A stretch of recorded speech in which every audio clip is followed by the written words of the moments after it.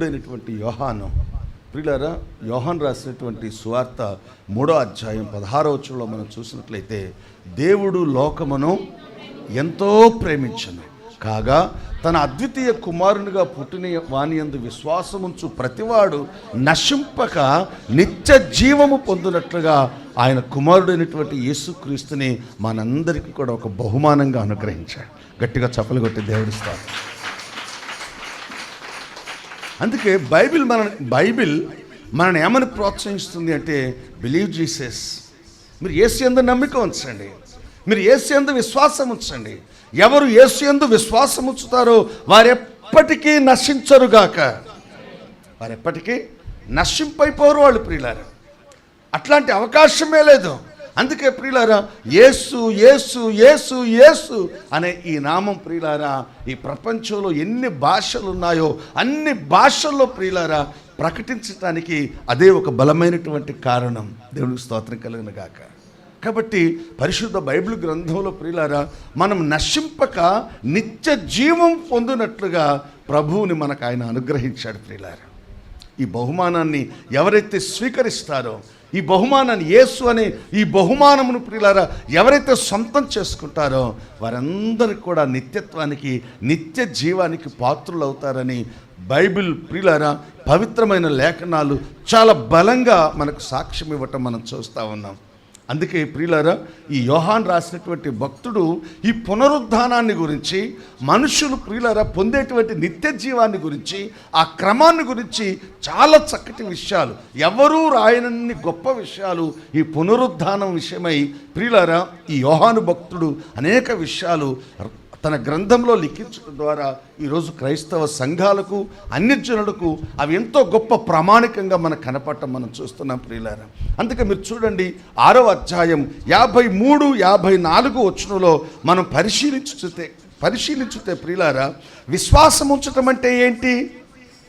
సాధారణంగా మీరు నమ్ముతున్నారంటే మనం చెప్తాం, నమ్మేస్తామండి, మేము నమ్మేస్తామని.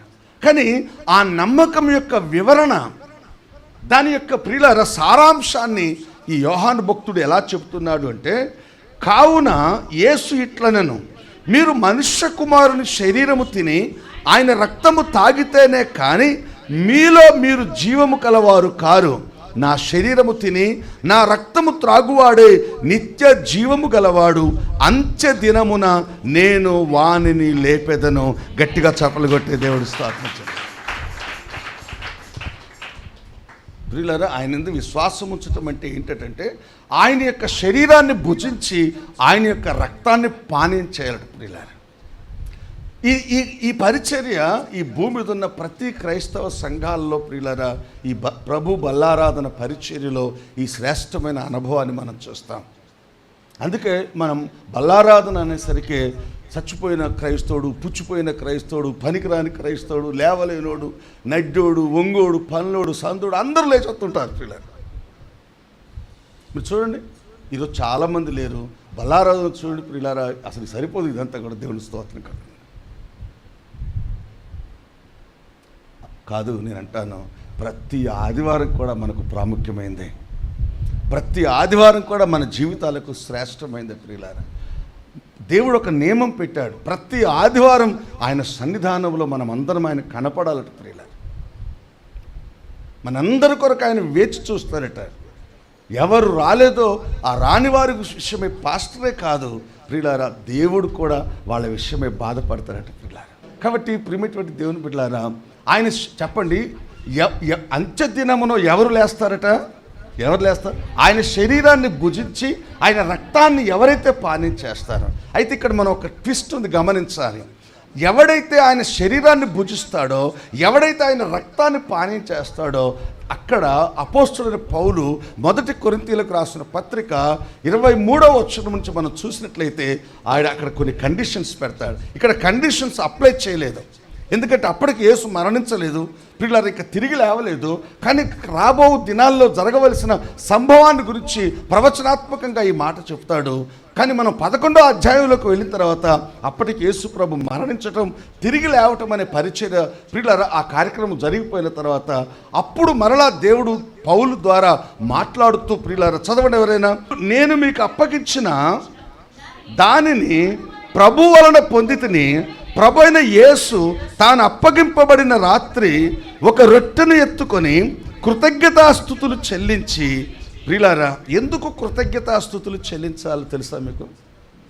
ఎందుకు కృతజ్ఞతాస్తుతులు చెల్లించాలి? తినేయొచ్చు కదా, తాగేయచ్చు కదా. ఈ కృతజ్ఞతాస్తుతుల వెనకాల ఉన్నటువంటి భావం ఏంటో తెలుసా? దేవా, నీ సన్నిధిని, నీ పిల్లలమైనటువంటి మమ్ములను, నీ శరీరమును భుజింప చేయటానికి, నీ రక్తమును పానీయం చేయటానికి మాకు ఇచ్చిన ఆధిక్యతను బట్టి మీకు వందనాలు. దీన్ని తిన్నవాడే, త్రాగినవాడే రేపు అంత్యదినంలో లేపబడతాడు కాబట్టి, రేపు లేపబడే భాగ్యాన్ని మీరు మాకు అనుగ్రహిస్తున్నారు కాబట్టి, అందుకు ప్రియులారా ఆయన శరీరం విషయమై, ఆయన యొక్క రక్తం విషయమై దైవజనుడు కృతజ్ఞత చెల్లించటం అనే సత్యాన్ని మనం ఇక్కడ గ్రహించాలి ప్రియులారా.